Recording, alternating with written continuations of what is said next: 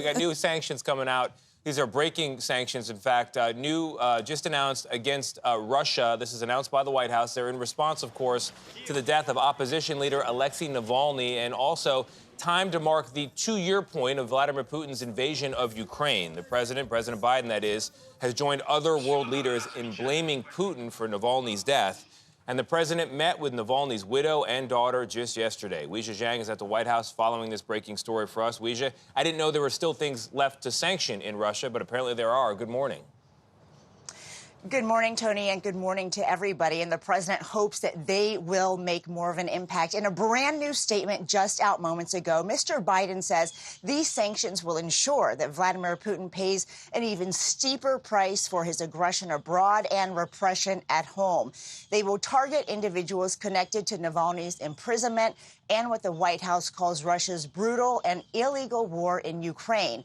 One goal of these sanctions is to cripple Russia's military. So in new details, we're learning they target more than 500 companies, banks, and individuals inside and outside of Russia.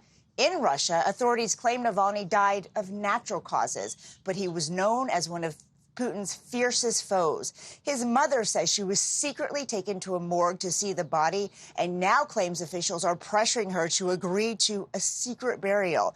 President Biden called Navalny a man of incredible courage and said it's amazing how his wife and daughter are now emulating that. Photographs show the president embracing and sitting with them in a San Francisco hotel yesterday. Mr. Biden spent most of the week in California, where Yulia Navalny was visiting their 23-year-old daughter, Dasha, at Stanford University, comforting her after Navalny's death. And President Biden says his legacy will live on around the world.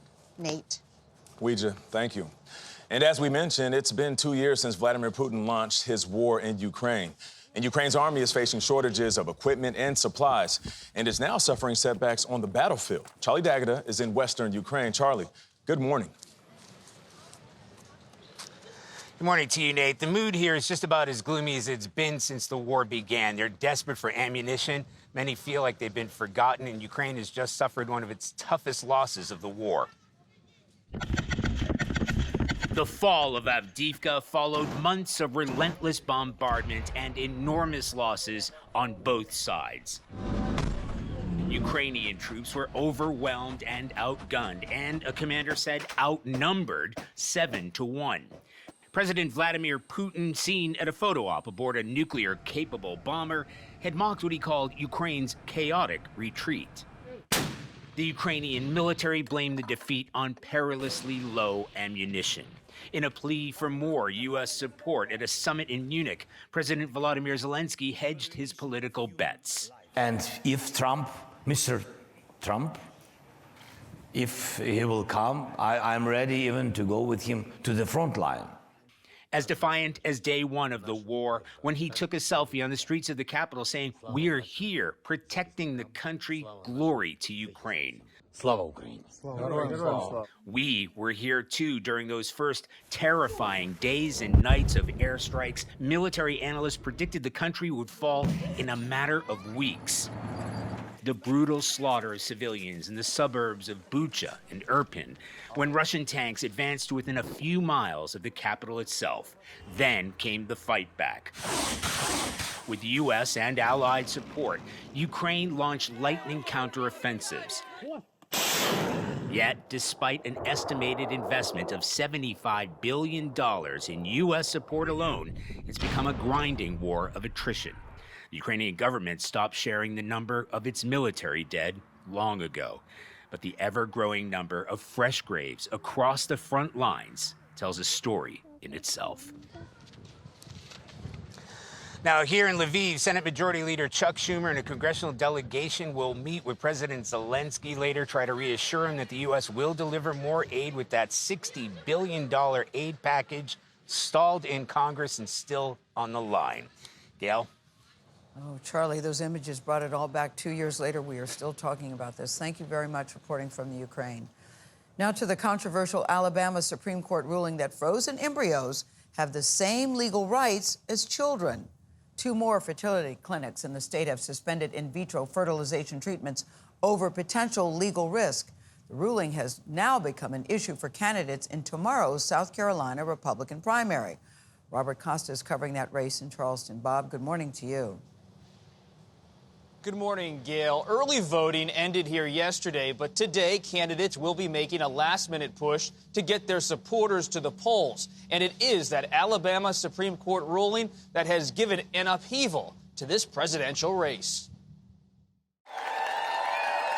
Former South Carolina Governor Nikki Haley worked to turn out voters in her home state this Saturday. Got to get everybody to the polls. Everybody. Haley's comments this week on reproductive rights have come under scrutiny after the Alabama Supreme Court's controversial ruling that frozen embryos are considered babies. When you talk about an embryo, you are talking about, to me, that's a life. And so I do see where that's coming from when they talk about that. Since the ruling, 3 clinics in Alabama have put a pause on IVF treatments due to legal concerns. And now Haley is questioning the court's decision. We don't want them to stop doing IVF treatments. We need to make sure that embryos are protected. I personally believe an embryo is a baby. Not everybody's going to agree. Thank you. In Michigan, Vice President Kamala Harris addressed the issue and blamed former President Donald Trump for the Supreme Court justices he nominated and who later overturned Roe v. Wade. So on the one hand, the proponents are saying that an individual doesn't have a right to end an unwanted pregnancy. And on the other hand, the individual does not have a right to start a family. In last week's ruling, Alabama Chief Justice Tom Parker, an elected Republican, cited Bible scripture in his opinion, writing human life cannot be wrongfully destroyed without incurring the wrath of a holy God. No one will be touching the cross of Christ under the Trump administration, I swear to you.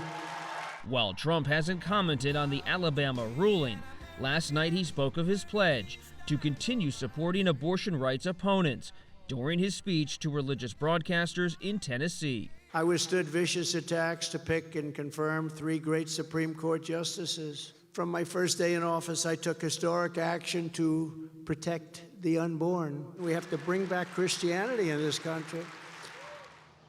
Trump will be back in South Carolina later today, where he has a more than 30-point advantage in the latest polls. But win or lose, Haley allies tell me behind the scenes that they want her to stay in the race in case Trump stumbles or in case if he is convicted later this year. Gayle? All right, Bob, thank you very much. Turning now to the Middle East, where Israeli Prime Minister Benjamin Netanyahu has unveiled his plans for what will happen in Gaza when the war with Hamas is over. Holly Williams has the details. The Israel-Hamas war is in its 5th month, and Gaza lies in ruins. Nearly 30,000 have been killed, according to the Hamas-run health ministry. Now Israel's Prime Minister, Benjamin Netanyahu, has presented a plan for what comes after the war, including local officials in charge of public order, but no word on who they would be, while Israel maintains security control over the Gaza Strip. It's in contrast with what the US has long wanted, a 2-state solution, including a Palestinian state in the West Bank and the Gaza Strip, with hopes it'll finally bring peace by giving Palestinians more control over their future and discouraging extremism. 2 nations, 2 people, living side by side. Ami Ayalon was wounded in action while fighting for Israel's military and is the former head of Israel's domestic security service. He also believes a Palestinian state would make Israel safer. Or the other alternative that we are confronting is a disaster. To go on killing each other for hundreds of years. This is not the future that I wish to my children and grandchildren. But Prime Minister Netanyahu's plan says any future settlement with the Palestinians would be achieved through direct talks, and it rejects outside attempts to impose a Palestinian state. Ceasefire and hostage negotiations are expected to continue this weekend in Paris. Tony. Holly Williams for us in Israel. Holly, thank you very much. The storms that caused so much damage in California this week have now crossed the country, moving east, bringing wet weather from Atlanta to Boston. And tonight, a cold front will dive down from the Arctic, bringing a eastern winter chill. Meteorologist Stephanie Abrams with our partners at the Weather Channel is with us. Steph, good morning. I'm tired of my coat. How cold's it going to get? Oh, Tony, you're going to need that for a few more days. Good morning. It's going to feel well below zero this morning. We have a few lingering showers in the northeast, highs 5 to 15 degrees below average. Once a precip moves out this afternoon, temps will plummet. And you'll feel it as soon as you wake up Saturday. From the lakes to the Atlantic, some spots will be in the single digits with wind chills as cold as 20 below. Afternoon temps stay below average as well, ranging from the teens to the mid-40s here from Vermont to D.C. But by the beginning of next week, the warmth is back. We could break record lows and highs in every region of the country. This heat helps set the stage for severe weather as a system comes through the northwest, ejects out into the middle of the country, and that translates to storms along the Mississippi River Valley Tuesday into Wednesday. For more in-depth coverage, you can watch the Weather Channel on cable or live on your favorite TV streaming devices. Tony, it might look and feel like spring next week, but it doesn't officially start until March 19th. I like the look and the sound of it, though. Stephanie Abrams, thank you very much. An American spacecraft is finally back on the moon for the first time in more than 50 years. The lunar lander named Odysseus blasted off on a rocket last week and successfully landed on the moon yesterday. But it's still unclear exactly where it touched down and when we'll see pictures from the surface. Mark Strassman has more. We can confirm, without a doubt, as our equipment is on the surface of the moon and we are transmitting. A space milestone for a robotic lander named Odysseus, the first commercial moon landing. 10 miles to go. And the first American touchdown into lunar dust since 1972. Welcome to the moon. Intuitive Machines reports Odysseus landed upright, but final descent was a nail-biter. The spacecraft lost its navigational capability, but found it was riding with luck. Part of its cargo, a NASA navigational experiment. Flight controllers tapped into it to help guide the lander softly to the surface. This is the assembly room. When we visited the company last year, CEO Steve Altemus showed us that NASA instrument. This actually helps with navigation. It's running independent of our navigation system, but this is NASA's entrant into how you do precision landing on the moon without GPS. NASA Administrator Bill Nelson. It was a NASA payload that saved the day.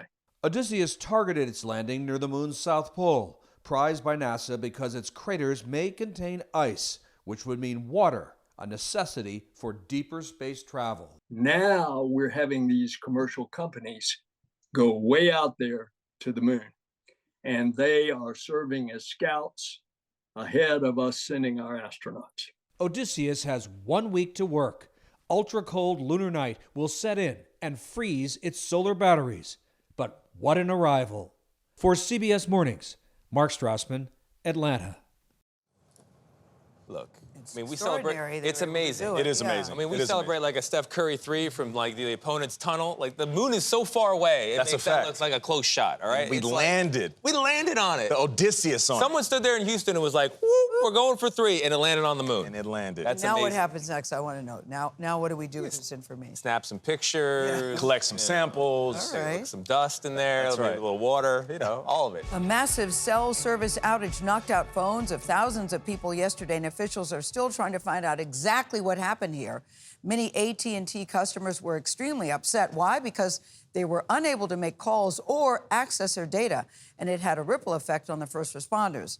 Now, AT&T has apologized to customers. They say that it was a glitch in the software. Senior business and technology correspondent, that's Jolene Kent, has more on this story.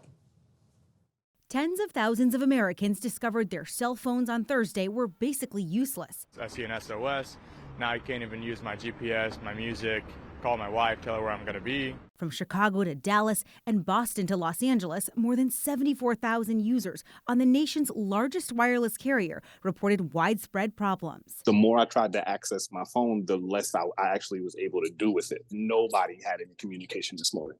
Later in the day, AT&T issued an apology to customers and said service had been fully restored. Nearly 3/4 of U.S. adults live in households without a landline, so losing cell service in a natural disaster, for example, can cripple communications. The outage inundated emergency call centers with people dialing them up to test their phones. Massachusetts State Police posting that many 911 centers were flooded with these calls. And in San Francisco, please don't call 911 to verify if your phone works if you don't have an emergency. the FBI is in contact with AT&T, and the FCC says it's actively investigating. But the National Security Council says there's no reason to think that this was a cybersecurity incident. Does this incident worry you about the future? I always worry about our dependency on technology. I think it's also a good wake-up call and just a reminder that we can't depend 100% all the time on the technology that we depend on 100% of the time. So the good news here is AT&T says the outage was caused from a glitch from a software update, not a cyber attack. The company called it an incorrect process that was used as we were expanding our network. Now, if you're stuck without cell service in an emergency, experts recommend you want to find a Wi-Fi connection to place a call. Use that emergency text function or call function on your phone, and always have a communications plan in place with your neighbors and your community members. Yeah. Guys. And importantly, your wife as well. You got to check in a timely fashion. Always. Find that Wi-Fi. Jolene, thank you very much. Appreciate that coverage.